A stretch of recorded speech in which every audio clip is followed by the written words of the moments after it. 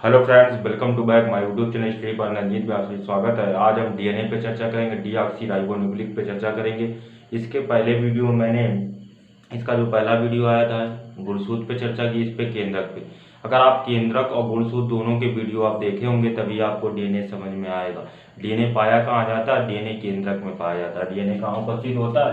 केंद्रक में उपस्थित होता है। जो कोशिका का केंद्रक होता है, केंद्रक में क्या उपस्थित होता है? डीएनए उपस्थित होता है। केंद्रक में उपस्थित होता है, न्यूक्लियस में पाया जाता है। किसमें पाया जाता है? न्यूक्लियस में उपस्थित होता है, केंद्रक में। डीऑक्सीराइबोन्यूक्लिक का अम्ल कहते हैं। इसे हम डीएनए की खोज वाटसन एवं किक ने की थी। इन्होंने एक मॉडल प्रस्तुत किया। जो मॉडल हमने बनाया है, ये द्विचक्राकार मॉडल इन्होंने प्रस्तुत किया था। कुंडलित मॉडल है, जो कुंडलित मॉडल इन्होंने प्रस्तुत किया था दो व्यक्तियों ने। उनके नाम क्या थे देख लीजिए आप। एफ डी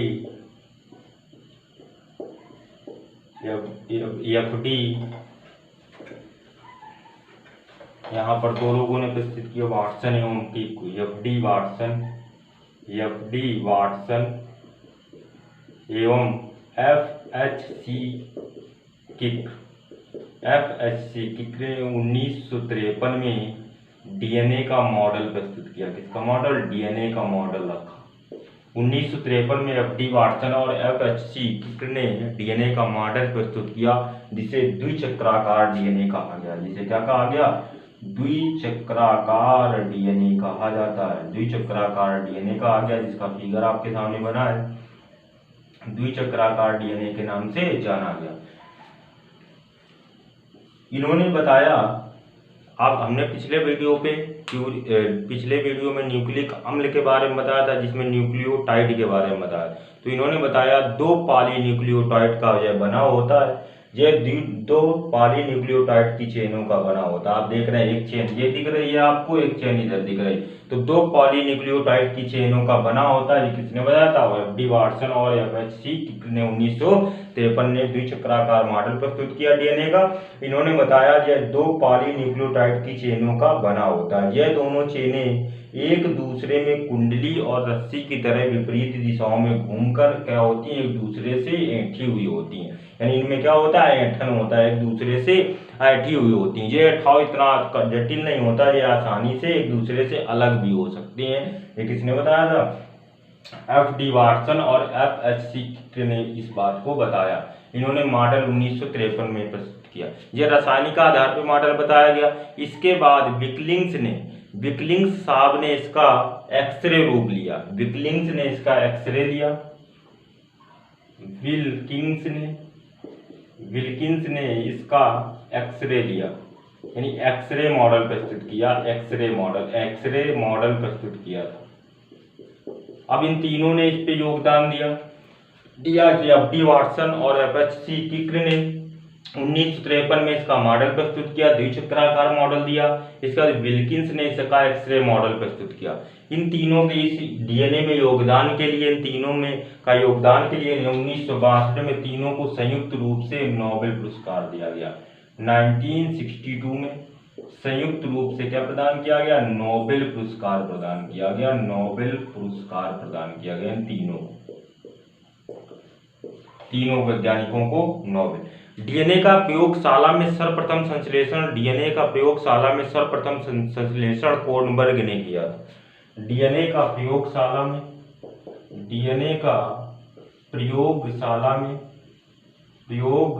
में सर्वप्रथम संश्लेषण कोर्नबर्ग के द्वारा किया गया। किसके द्वारा किया गया? कोर्नबर्ग नामक वैज्ञानिक के द्वारा किया गया।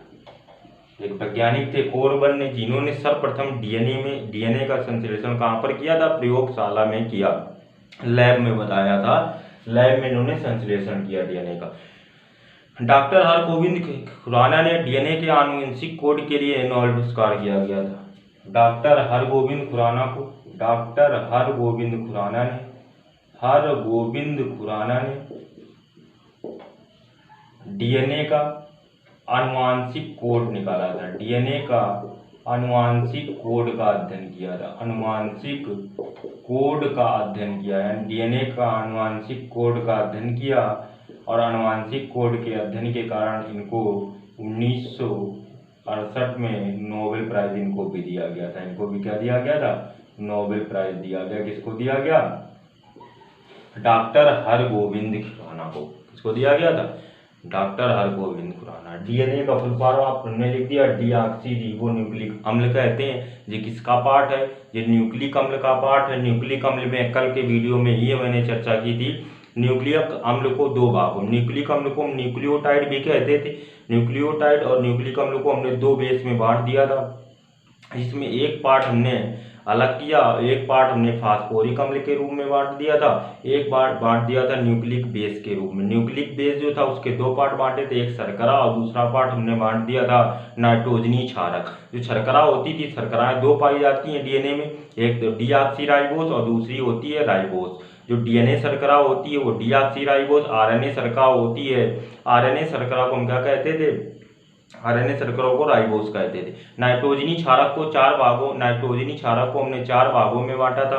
पहला भाग ग्वानिन और एडिनिन बांटा, जिसे प्यूरिन क्षारक कहा गया। सॉरी, दो भागों में बांटा था, जिसमें प्यूरिन क्षारक में हमने ग्वानिन और एडिनिन पे चर्चा की थी। और दूसरा क्षारक इनका जो था, पहला इनका प्यूरिन क्षारक, दूसरा पिरिमिडीन क्षारक। पिरिमिडीन क्षारक पे हमने थाइमिन, साइटोसिन और यूरोसिल पे चर्चा की थी, यानी इन पे चर्चा की थी। तो यही बात यहाँ पे बोली गई है।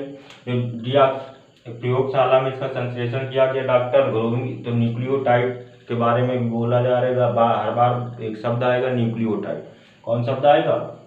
न्यूक्लियोटाइड। तो पहले हम डीएनए का देख लेते हैं, द्विचक्राकार मॉडल। इनका कौन सा मॉडल देखते हैं? द्विचक्राकार मॉडल देखते हैं, जो किसने दिया था? वाटसन एवं किक्र ने एक मॉडल दिया, जिसे नाम दिया गया द्विचक्राकार मॉडल। द्विचक्राकार मॉडल किसने दिया था? वाटसन एवं किक्र के द्वारा ये मॉडल प्रस्तुत किया गया। वाटसन एवं किक्र ने दिया। द्विचक्राकार मॉडल इन्होंने क्या बताया? दो पॉलीन्यूक्लियोटाइड की चेनों द्वारा बना होता है। यह दो पॉलीन्यूक्लियोटाइड की चेनों के द्वारा बना होता है। यह दो पॉलीन्यूक्लियोटाइड की चेनों के द्वारा बना होता है। न्यूक्लियोटाइड की चेनों के द्वारा बना होता है। चेनों के द्वारा बना होता है।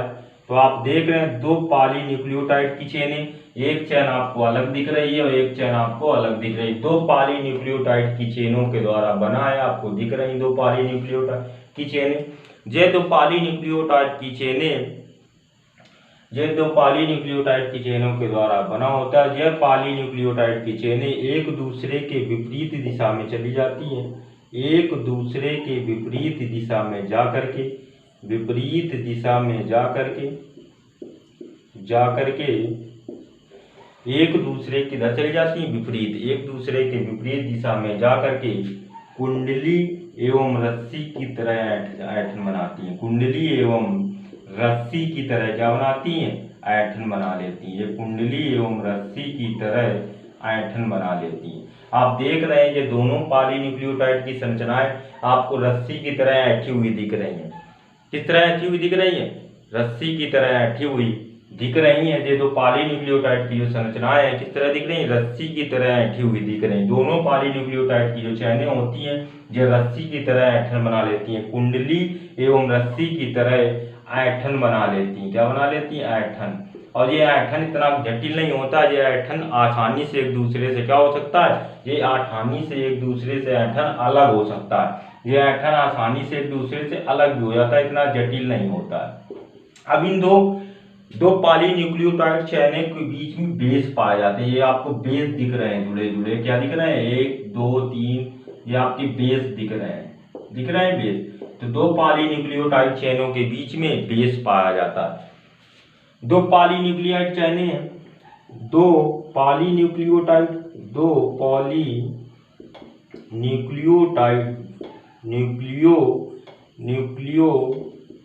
चेनों के मध्य, दो पॉलीन्यूक्लियोटाइड चेनों के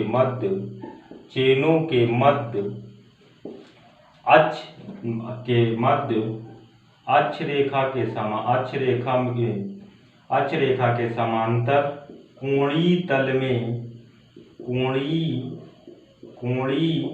तल में बेस पाए जाते हैं। किस तल में पाए जाते हैं? कोणीय तल के रूप में पाए जाते हैं।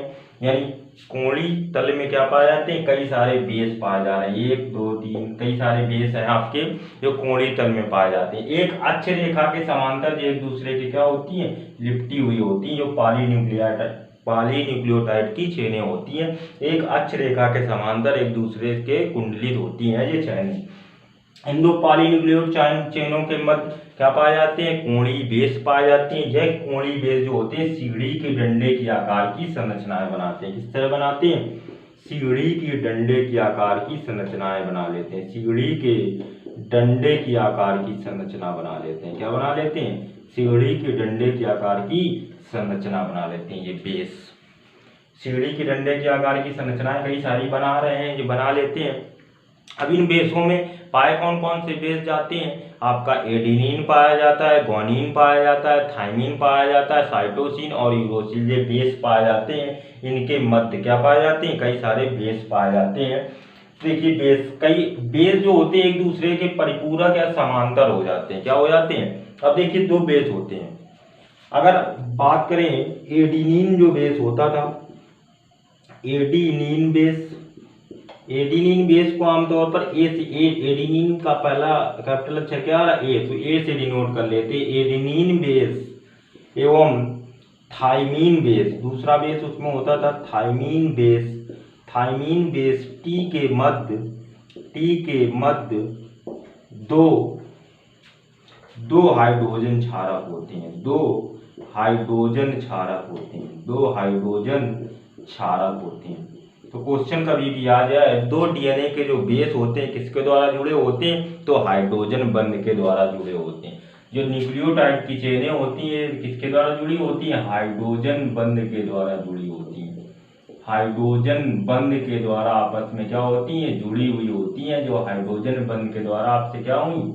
इसमें वो शुगर फास्फेट बैकबोन पाया जाता है, इसमें पाया जाता है। जो हाइड्रोजन की एडेनिन थाइमीन के मध्य दो हाइड्रोजन बेस क्षारक होते हैं। कितने होते हैं? दो हाइड्रोजन बेस क्षारक होते हैं। आपको जब नाइट्रोजनी क्षारक बताया तो नाइट्रोजनी क्षारक को हमने दो भागों में बांटा था, एक प्यूरिन क्षारक, दूसरा पिरिमिडीन क्षारक। ये किसमें आता है? एडेनिन ये आएगा प्यूरिन क्षारक में आता है। किसमें आता है? प्यूरिन क्षारक में हमने बांटा था, प्यूरिन बेस में बांटा था। और इसको किसमें बांटा था? इसको बांटा था हमने पिरिमिडीन क्षारक में। पिरिमिडीन क्षारक, दो क्षारक थे यहाँ पर, एडेनिन क्षारक और पिरिमिडीन क्षारक। तो एडेनिन क्षारक और जो पिरिमिडीन क्षारक थे, अगर इनके बीच में प्यूरिन क्षारक का एडेनिन और प्यूरिन क्षारक का एडेनिन और पिरिमिडीन क्षारक का थाइमिन के मध्य दो हाइड्रोजन बेस क्षारक पाए जाएंगे। कितने पाए जाएंगे? दो हाइड्रोजन बेस क्षारक पाए जाते हैं। अगर इसी में बात करें ग्वानिन की, तो ग्वानिन भी किसका पार्ट था? प्यूरिन क्षारक का ही था। जो कल के वीडियो में मैंने लास्ट टर्म पे चर्चा की थी, प्यूरिन क्षारक जो हमने न्यूक्लिक अम्ल बनाया था उसमें पूरी चर्चा यहाँ पे कर दी थी। प्यूरिन क्षारक में क्या हम ले रहे हैं? ग्वानिन। अब ले रहे हैं इस बार ग्वानिन को हम किससे डिनोट करते थे? जी से डिनोट करते थे। ग्वानिन जी। और साइटोसिन किससे डिनोट करेंगे? क्या आ रहा है शब्द आपका निकल कर? यस आ रहा है, तो साइटोसिन को यस से। ये किसका पार्ट है? पिरिमिडीन का, पिरिमिडीन क्षारक का पार्ट। अब प्यूरिन क्षारक ग्वानिन जी और साइटोसिन सी यस के मध्य तीन हाइड्रोजन बंध आते हैं। कितने हाइड्रोजन बनाते हैं? तीन हाइड्रोजन बंध आते हैं।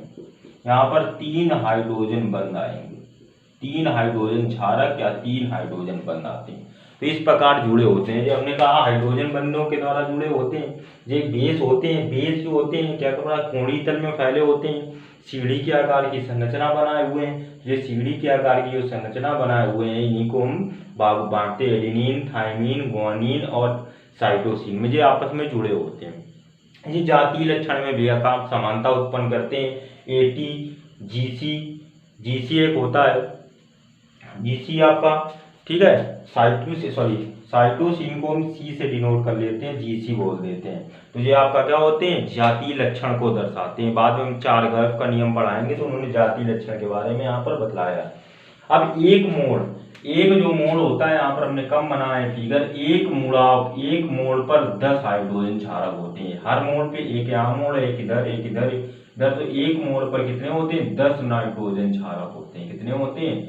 10 नाइट्रोजन क्षारक होते हैं। प्रत्येक मोड़ पर 10 नाइट्रोजन क्षारक उपस्थित हो जाते हैं। कितने होते हैं? 10 नाइट्रोजन क्षारक। जो डीएनए के अणु का व्यास होता है, यानी जो डीएनए का अणु, एक अणु और इसके बीच का जो व्यास होता है, इधर के बीच में जो दिख रही है जगह है, इसके बीच का जो व्यास होता है ये 20 एंगस्ट्रॉम होता है। डीएनए के अणु का व्यास अगर क्वेश्चन आ जाए, व्यास डायामीटर डीएनए के जो अणु का व्यास होता है वह 20 एंगस्ट्रॉम होता है। डीएनए का अणु का व्यास कितना होता है? 20 एंगस्ट्रॉम। जो बेस खंडों की संख्या, जो आपको सीढ़ी की तरह बेस बने हुए हैं, बेस खंडों की संख्या 100 से लगा करके 2 लाख तक हो सकती है। डीएनए में कितनी होती है? यानी जो बेस खंड 1, 2, 3, 4 ये सीढ़ियों की तरह संरचना दिख रही है, इनको हम बेस खंड कहते हैं। तो बेस खंडों की संख्या अगर देखें, बेस खंडों की संख्या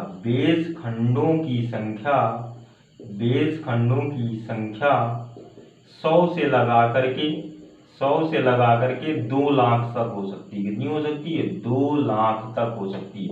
100 से इकट्ठा होकर शुरुआत 2 लाख तक चली जाती है। कितने तक जाएगी?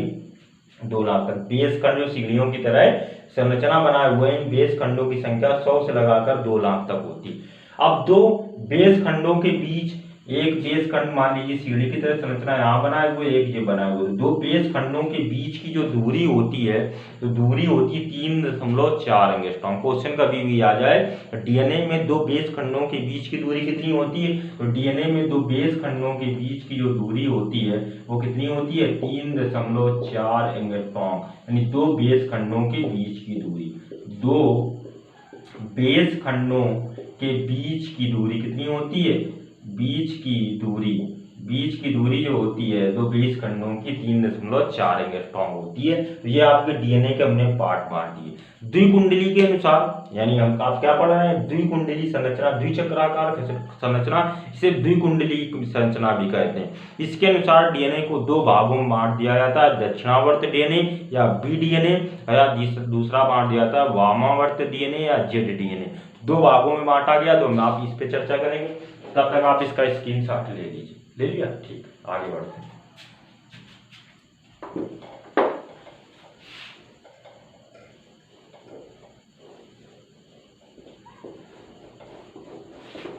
तो आपने देखा इनके बीच, दो बेस खंडों के बीच की दूरी डीएनए के बारे में, और पॉइंट के केंद्रक में पाया जाता है डीएनए। इस पॉइंट को भी आप नोट कर लेना।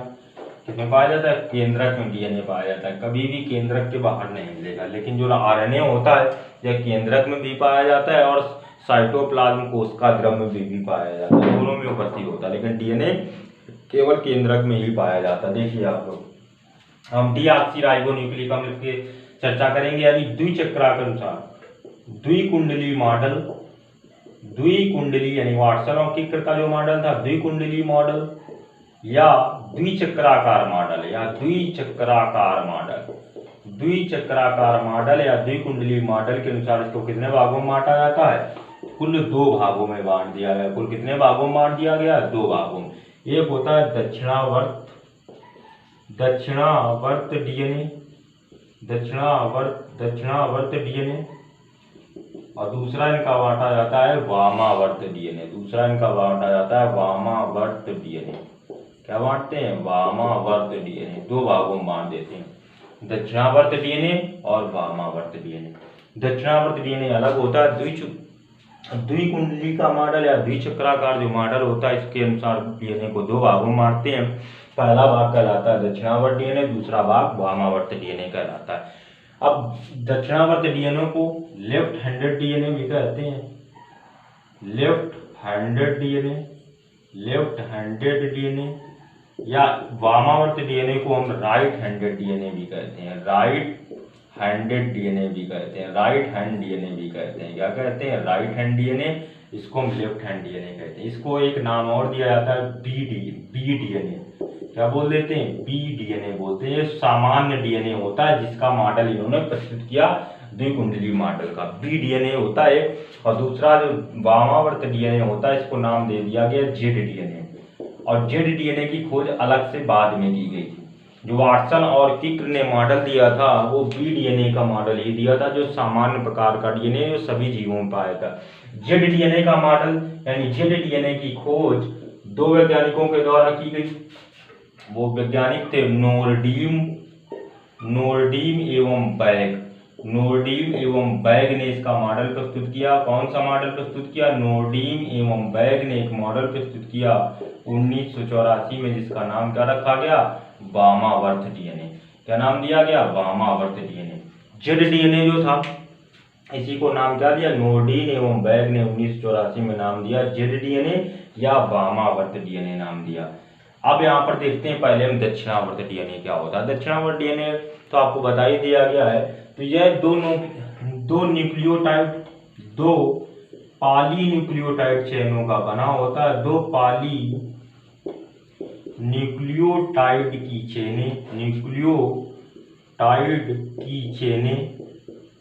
चेनें एक अक्ष रेखा पर, किस पर? एक अक्ष, हमने बताया यहाँ पर एक अक्ष रेखा पर ही बनी होती है। ये देखो आपका अक्ष रेखा बनी हुई है। एक अक्ष रेखा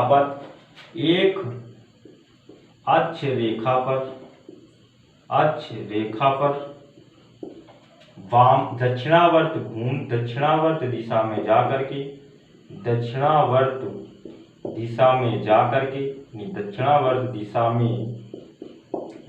के दो पॉलीन्यूक्लियोटाइड की चेनें एक अक्ष रेखा में दक्षिणावर्त दिशा में जाकर के कुंडली एवं रस्सी की आकार की ऐंठन बनाती हैं।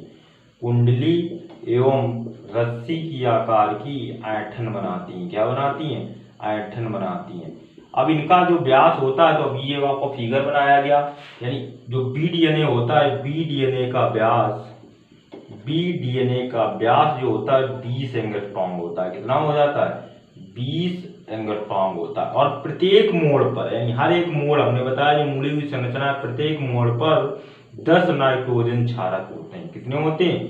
10 नाइट्रोजन क्षारक होते हैं प्रत्येक मोड़ पर। आपको घुमाव सीकर आ जाइए, इधर घुमा हुआ यानी 10 यहाँ पर पाए जाएंगे, फिर एक घुमा हुआ 10 यहाँ नाइट्रोजन क्षारक, एक और घुमा हुआ 10 यहाँ पर और 10 यहाँ पर, यानी प्रत्येक मोड़ पर कितने पाए जाते हैं? 10 नाइट्रोजन क्षारक पाए जाते हैं। यानी इन सीढ़ी के डंडों की नाइट्रोजन क्षारक की संख्या 100 से लगाकर 2 लाख तक डीएनए में हो सकती है। 100 से लगाकर कितनी हो सकती है? 2 लाख तक हो सकती है।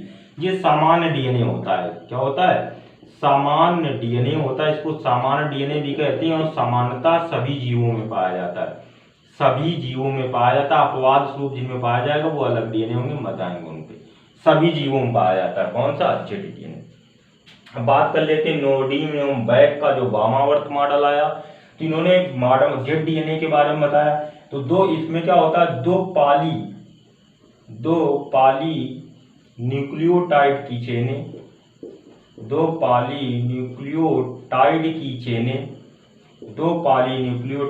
चेनें एक अक्ष रेखा पर वामावर्त दिशा में जाएंगी। इस बार एक अक्ष रेखा पर वामावर्त दिशा में कुंडली और रस्सी की तरह ऐंठन बनाती हैं। कुंडली और रस्सी की तरह हो जाती हैं या कुंडलित हो जाती हैं, बोल सकते हैं। कुंडली या रस्सी की तरह ऐंठन बनाती हैं या कुंडलित हो जाती हैं। कैसी हो जाती हैं? कुंडलित हो जाती हैं।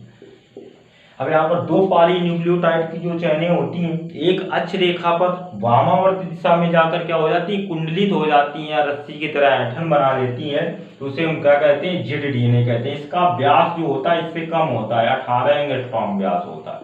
व्यास तो कम होता है, लेकिन प्रत्येक मोड़ पर, यानी हर एक मोड़ पर, प्रत्येक मोड़ पर नाइट्रोजन जो क्षारक होते हैं इनकी संख्या बढ़ जाती है।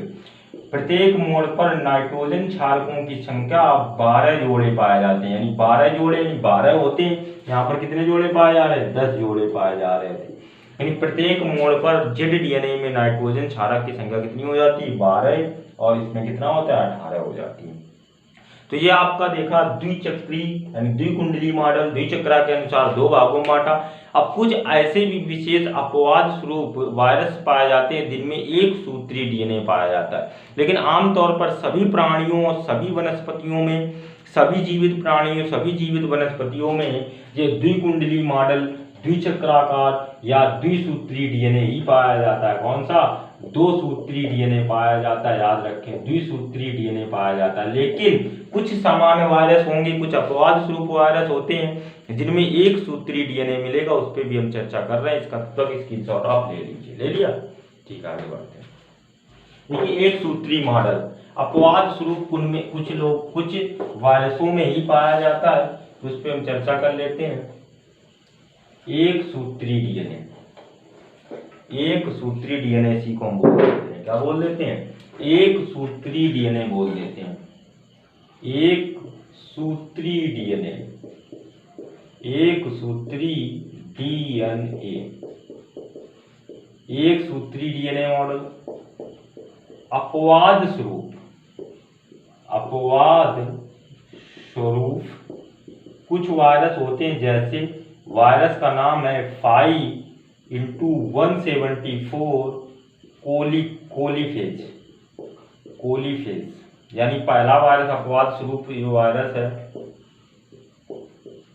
5x174 कोलीफेज वायरस जो होता है, इसमें एक सूत्री डीएनए पाया जाता है। और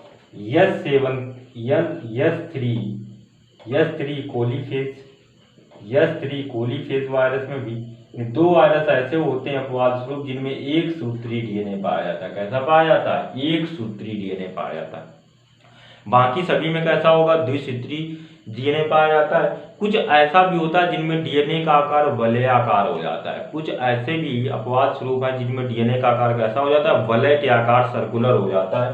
तो देखिए वलयाकार डीएनए किसमें पाया जाता है? वलयाकार डीएनए, वलयाकार डीएनए।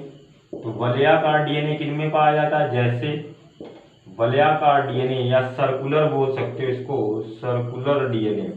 सर्कुलर डीएनए जो होता है जैसे पाया जाता है आमतौर पर, तो हम देख लेते हैं, ये पाया जाता है क्लोरोफिल में। क्लोरोफिल आपको पता है, क्लोरोफिल हम किसको कहते हैं? क्लोरोप्लास्ट, यानी पत्तियां जो होती हैं क्लोरोफिल वाले पौधे, जो क्लोरोफिल वाले पौधे होते हैं इनमें वलयाकार आकार का होता है। कैसा होता है? तो द्विसूत्री लेकिन वलयाकार होता है। प्रोकैरियोटिक में सभी, प्रोकैरियोटिक आपको पता है, प्रोकैरियोटिक कोशिकाएं दो प्रकार की होती हैं, प्रोकैरियोटिक और यूकैरियोटिक। कोशिकाओं को दो पार्ट ही होते हैं। कितने पार्ट होते हैं? दो पार्ट, प्रोकैरियोटिक, यूकैरियोटिक। प्रोकैरियोटिक पे हमने चर्चा की थी, जिसपे बताया था आपको जीवाणु पढ़ना था, विषाणु पढ़ना था, कवक पढ़ना था, वायरस पढ़ना था, बैक्टीरियोफेज, पीपीएलओ और नीले हरे शैवाल सब किसमें आते थे? प्रोकैरियोटिक में पाए जाते थे। प्रोकैरियोटिक में, तो प्रोकैरियोटिक में सभी आ गए। वायरस आप ब्रैकेट में लिख सकते हैं, या आप जीवाणु, विषाणु जो भी लिखना चाहें तो सभी इसमें आ जाते हैं। ये कैसे? इनमें आकार कैसा हो जाता है? वलयाकार या माइटोफिल में। और कुछ माइटोफिल होती हैं, माइटोफिल में भी पाया जाता है। माइटोकॉन्ड्रियल में, माइटोकॉन्ड्रियल जो होता है इसमें भी वलयाकार आकार का होता है। माइटोकॉन्ड्रियल होता है, क्लोरोफिल होता है, प्रोकैरियोटिक होता है। इनमें कैसा आकार होता है? डीएनए का आकार कैसा होता है? वलयाकार होता है। इसमें जो सूत्री किनारे होते हैं ये स्वतंत्र ना होकर के, ओपन ना होकर के बंद होते हैं। इनके सूत्रों के जो किनारे होते हैं ये कैसे होते हैं? बंद होते हैं। इन सूत्री किनारे जो होते हैं ये बंद होते हैं, ओपन ना होकर कैसे होते हैं? बंद रहते हैं ये सूत्री किनारे। ये सूत्री किनारे ओपन ना रह करके यानी खुले ना होकर के कैसे रहते हैं? बंद रहते हैं, वलयाकार के। तो आपको समझ में आ गया डीएनए। कई बार क्या होते हैं? डीएनए के बेस खंड स्थान बदल लेते हैं। डीएनए के बेस खंड जो होते हैं गतिशील और स्थान बदलते हैं। तो गतिशील और स्थान बदलने के कारण जो डीएनए के बेस खंडों की गतिशील और स्थान बदलने की अवस्था के कारण से ट्रांसपोसोन कहा जाता है। यानी डीएनए में जब बेस खंड होते हैं, बेस खंड क्या करते हैं? जब गतिशील और स्थान बदलते हैं, गतिशील होते हैं और स्थान बदलते हैं, तो इसे हम क्या कहते हैं? गतिशील और स्थान बदलने की क्रिया को हम ट्रांसपोसोन कहते हैं। क्या कहते हैं? ट्रांसपोसोन। नाम क्या दिया जाता है? ट्रांसपोसोन कहा जाता है। यानी डीएनए के जो बेस खंड के गतिशील और स्थान बदलने की क्रिया को क्या बोला जाता है? ट्रांसपोसोन बोला जाता है। ट्रांसपोसोन, स्थान बदलते हैं। ये हाइड्रोजन बंधों के द्वारा, डीएनए जो होता है ये हाइड्रोजन बंधों के द्वारा जुड़ा होता है, लेकिन जो प्रोटीन होते हैं वो न्यूक्लिक अम्ल के द्वारा जुड़े होते हैं, और सॉरी पेप्टाइड अणुओं के द्वारा। न्यूक्लिक अम्ल जो होते हैं वो पेप्टाइड अणुओं के द्वारा जुड़े होते हैं। अक्सर क्वेश्चन आ जाता है न्यूक्लिक अम्ल किसके द्वारा जुड़े होते हैं, तो पेप्टाइड अणुओं के द्वारा, और डीएनए किसके द्वारा, हाइड्रोजन बेस के द्वारा जुड़ा होता है। इसमें स्थान बदलते रहते हैं कई बार। तो एक वैज्ञानिक ने इस पर एक नियम दिया जिसे चारगॉफ का नियम कहा गया। चारगॉफ ने एक नियम दिया जो जातीय लक्षण को दर्शाता है, तो उस नियम के बारे में हम चर्चा कर लेते हैं। इसका आप स्क्रीनशॉट लेना चाहें तो ले लीजिए। देखिए चारगॉफ का जातीय नियम, जो उन्होंने जाति आधारित नियम दिया, जाति आधारित नियम दिया था। ठीक है, देख लेते हैं इनका नियम। चारगॉफ का नियम, चारगॉफ का नियम, चारगॉफ का नियम।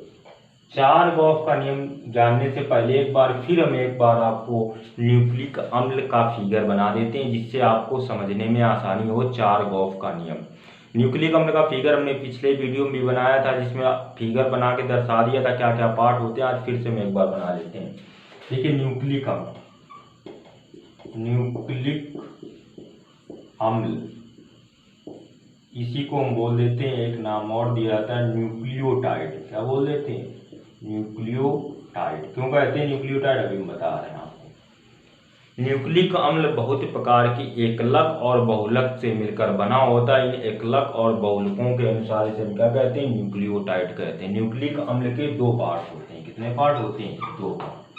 एक इनका होता है न्यूक्लिक बेस, और दूसरा इनका होता है फास्फोरिक अम्ल, जो हमने चर्चा की थी पिछले वीडियो पे। फास्फोरिक अम्ल दो पार्ट होते हैं, क्योंकि जब आपको न्यूक्लियोटाइड का बार बार हमने जिक्र किया, पॉली न्यूक्लियोटाइड, तो आपको जब न्यूक्लियोटाइड ही नहीं पता होगा तो कैसे समझ पाएंगे फास्फोरिक अम्ल।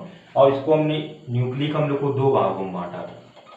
एक भाग इनका कहलाती थी शर्करा, तो दूसरा भाग इनका, एक भाग तो इनका शर्करा होती थी और दूसरा भाग इनका कहलाता था नाइट्रोजनी क्षारक। क्या कहलाता था, नाइट्रोजनी क्षारक। दूसरे पार्ट पे हमने चर्चा की थी। शर्कराएं दो होती हैं, आपको पता है, डीऑक्सीराइबोस, डीऑक्सीराइबोस, और दूसरी होती है राइबोस। दो शर्कराएं होती हैं। नाइट्रोजनी क्षारक को दो पार्ट में बांटा जाता है। एक पार्ट इनका कहलाता है प्यूरिन क्षारक। क्या कहलाता है, प्यूरिन क्षारक। और दूसरा पार्ट इनका कहा जाता है, दो पार्ट में हम बांट देते हैं। एक तो इनका प्यूरिन क्षारक हो जाता है और दूसरा इनका कहलाता है पिरिमिडीन क्षारक। पिरिमिडीन क्षारक, पिरिमिडीन क्षारक।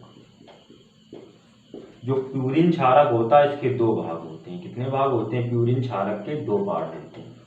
एक पार्ट इनका होता है एडिनिन, एडिनिन, इसको हम ए से डिनोट कर लेते हैं क्योंकि ए आ रहा है पहला अक्षर, और दूसरा हो जाता है इनका ग्वानिनीन, ग्वानिनीन, ग्वानिनीन को हम जी से डिनोट कर लेते हैं। किससे, अब पिरिमिडीन क्षारक को हम तीन पार्ट में बांट देते हैं। कितने भाग होते हैं इसके, तीन भाग हो जाते हैं। तीन भाग में आप देखिए, पहला भाग इनका कहलाता है थायमीन। अब थायमीन बोलते हैं तो इसको हम किससे डिनोट कर लेते हैं, टी से डिनोट कर लेते हैं। थायमीन को हम टी से डिनोट कर लेते हैं। और तीसरा हो जाता है इनका साइटोसिन, साइटोसिन जिसको हम सी से डिनोट करते हैं। और तीसरा हो जाता है यूरोसिल, यूरोसिल जिसको हम यू से डिनोट कर लेते हैं। ये पॉइंट हमने पिछली बार भी लिया था, ठीक है, आपको समझ में आ गया। अब देखिए यहाँ पर चारगॉफ का नियम, चारगॉफ ने एक नियम दिया, कभी भी डीएनए में जो डीएनए होता है, डीएनए में समानता होती है, जो बेस खंड होते हैं इनकी समानता होती है। चारगॉफ का जो नियम है तो ये बेस खंडों के बारे में दिया गया। तो इन्होंने बताया, चारगॉफ ने बताया कि बेस खंडों में एडिनिन ए और थायमीन टी के बराबर होता है। दोनों ही क्या होते हैं, बराबर रहते हैं। और ग्वानिन जी और साइटोसिन सी दोनों बराबर रहते हैं, एक दूसरे के परिपूरक होते हैं, बोल सकते हो, क्या बोल देते हो, परिपूरक होते हैं। अगर एडेनिन एक होगा तो थाइमिन भी एक होगा, यदि ग्वानिन एक है तो साइटोसिन भी एक होगा। इन्होंने क्या बताया, एडेनिन और थाइमिन एक दूसरे के परिपूरक बराबर होते हैं, ग्वानिन साइटोसिन के बराबर होता है, एक दूसरे के परिपूरक होते हैं। ये चारगॉफ ने नियम दिया, इसी को इन्होंने एक फार्मूले में बदल दिया, जिस फार्मूले को नाम दिया adenine plus T, A+T ratio G+C। ए से क्या बना एडेनिन, टी से क्या बनना है थाइमिन, जी से क्या बनना है ग्वानिन, सी से क्या बनना है साइटोसिन। इन्होंने एक समान चारगॉफ ने नियम दिया, जिन्होंने बताया ये मात्राएं क्या होती समान होती, ये फार्मूला बना दिया जिसका नाम क्या रखा A+T G+C नाम दे दिया इन्होंने। अब देखिए यहाँ पर इन्होंने एक बात और कही, चारगॉफ का नियम, चारगॉफ साहब ने बताया कि शर्करा और फास्फेट की मात्रा भी समान होती है, यानी इनमें शर्कराएं जो होती हैं और फास्फेट की मात्रा भी कैसी होती है समान होती है, फास्फेट की मात्रा भी इसमें क्या होती है समान होती है, फास्फेट की मात्रा और डीऑक्सीराइबोस और राइबोस की मात्रा भी क्या हो जाती है समान होती है। अब इन्होंने जो अनुपात दिया A+T और G+C, ये अनुपात बनाया, ये विभिन्न जातियों के लिए, सभी जातियों के लिए क्या होता है विशिष्ट होता है, नीचे जातियों के लिए क्या होता है विशिष्ट अनुपात होता है, जातियों के लिए क्या होता है विशिष्ट होता है, ये अनुपात बहुत इंपॉर्टेंट होता है। इन्होंने बताया समान जात के अगर जीव हैं, आज संसार में समान जात का यदि प्राणी है तो इनमें रेशियो समान ही रहेगा, समान जातियों के लिए समान रहता है, समान जात के अगर प्राणी, समान स्पेसीज के यदि प्राणी हैं तो उनके लिए ये रेशियो समान रहेगा, A+T G+C रहेगा सबके लिए। अगर A+2T है तो वो उसी के लिए एक समान रहेगा, लेकिन अगर विभिन्न विभिन्न जातियों के लिए ये क्या हो जाता है अलग अलग हो जाता है, विभिन्न जातियों के लिए यह रेशियो, विभिन्न जातियों के लिए, विभिन्न जातियों के लिए यह रेशियो अलग हो जाता है, विभिन्न जातियों की यह रेशियो क्या हो जाता है अलग हो जाता है, अलग अलग हो जाता है। ये अलग अलग जातियों की बात करें जैसे कुत्ते की जात और बिल्ली की जात, तो इनमें क्या होगा अलग अलग रेशियो रहेगा। अगर कुत्ते की जाति एक ही जात का जर्मन शेफर्ड का कुत्ता है तो फिर एक ही रेशियो जर्मन शेफर्ड में पाया जाएगा। कुत्ते की भी कई सारी स्पेसीज होती हैं और कुत्ते में विभिन्न स्पेसीज होती हैं, तो इनमें क्या अलग अलग हो जाएगा, डिफरेंट पाया जाएगा। अगर प्रारंभिक जीव है, प्रारंभ में जीव थे तो उनमें इसका A+T G+C का रेशियो क्या था कम था, रेशियो क्या था प्रारंभिक जीवों में कम था। प्रारंभिक जब प्रारंभ में इस पृथ्वी पर जीवों का विकास हुआ तो प्रारंभ में जो रेशियो हुआ करता था जाति लक्षण का रेशियो A+T अनुपात G+C ये कम मात्रा में था। आज की बात करें अगर अधिक विकसित पौधों और जंतुओं में यह अधिक होता है, यह रेशियो, ये जाति लक्षण का रेशियो, किसका रेशियो जाति लक्षण का। अधिक विकसित पौधों और जंतुओं में क्या होता है ये अधिक हो जाता है, अधिक विकसित पौधों और जंतुओं में यह अधिक हो जाता है, यह रेशियो जो आपका कहलाता है। तो आपका ये पॉइंट समझ में आ गया। आज हमने डीएनए पे चर्चा की, किस पे की डीएनए पे। इसके पिछले वीडियो मैंने गुणसूत्र पे, केंद्रक पे, जब केंद्रक गुणसूत्र डीएनए के एक साथ आप वीडियो देखेंगे तभी ये पॉइंट स्टेप बाय स्टेप समझ पाएंगे। इसके बाद हम आरएनए पे वीडियो लेकर आएंगे, इसके बाद आरएनए पे वीडियो लाएंगे और भी हम विषय पे वीडियो लेकर आएंगे आने वाले समय में। और ये कोशिका का जैसे ही टॉपिक पूर्ण होता है 300+ ऑप्शनल क्वेश्चन का ऑडियो वीडियो लेकर आएंगे। यदि मेरा लेक्चर आपको पसंद आए तो लाइक करें, शेयर करें और सब्सक्राइब करें। यदि पसंद नहीं आता है तो आप डिसलाइक कर सकते हैं और कारण बताएं क्यों नहीं पसंद आए, जिससे लेक्चर को और अच्छा से अच्छा इम्प्रूव किया जा सकते हैं और आपके लोगों के पास सरल से सरल तरीके मैं आपका लेक्चर लेकर आ सकें। तब तक आप ये वीडियो, अगला वीडियो अगले टाइम पे आ जाए।